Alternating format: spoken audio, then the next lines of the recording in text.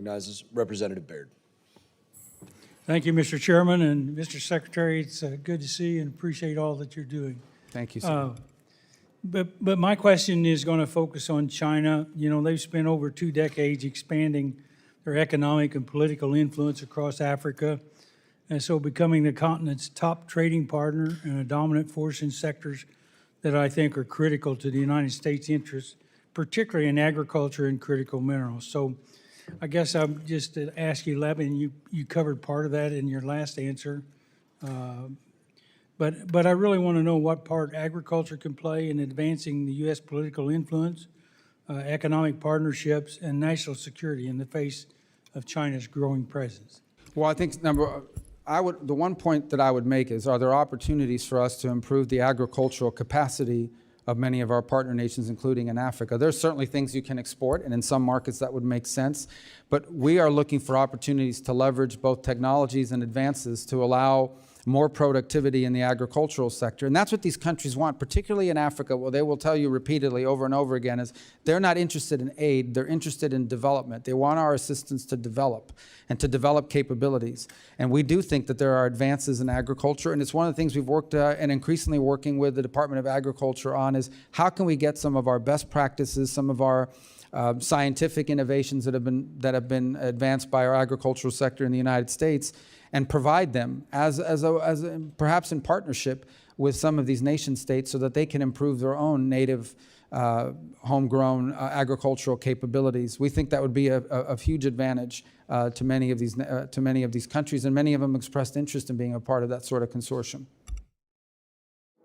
I couldn't agree with you more. I think they have the resources that I'm talking about, the land and some of the other resources that are necessary for agriculture, but they just don't have the understanding of the technology that's used in agriculture today. So very good.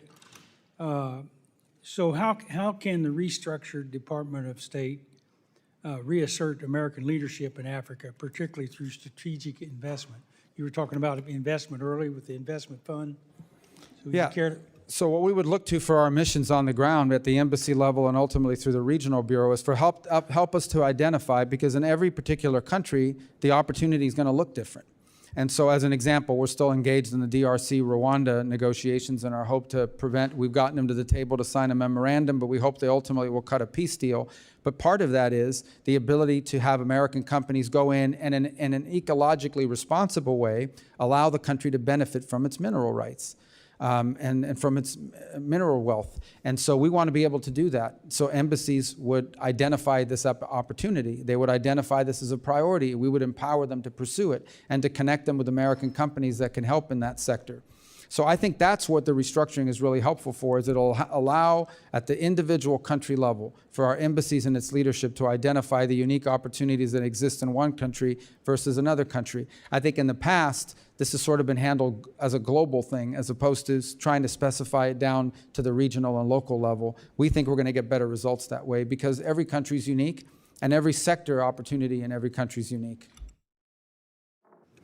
One last question. It kind of continues on in the same vein. But you know, as your department goes under reorganization, what steps can be taken to ensure that these programs, the research, I'm talking about research, are not only maintained but also guided by appropriate expertise, proper oversight, and a clear strategy that prioritizes measurable results and returns for U.S. taxpayers. And what I'm talking about is the investment in research and agricultural research.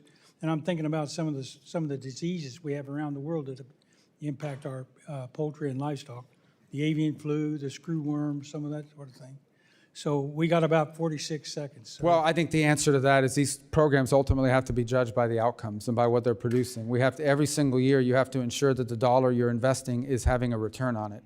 And if a program goes a couple years, it may have a beautiful title, it may sound really noble, but it's not producing a result or an outcome for you. Not just in the agricultural space, but in any space, we have to walk away from the program, no matter what it's titled.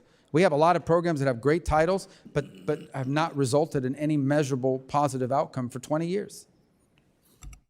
Thank you very much. I couldn't agree with you more.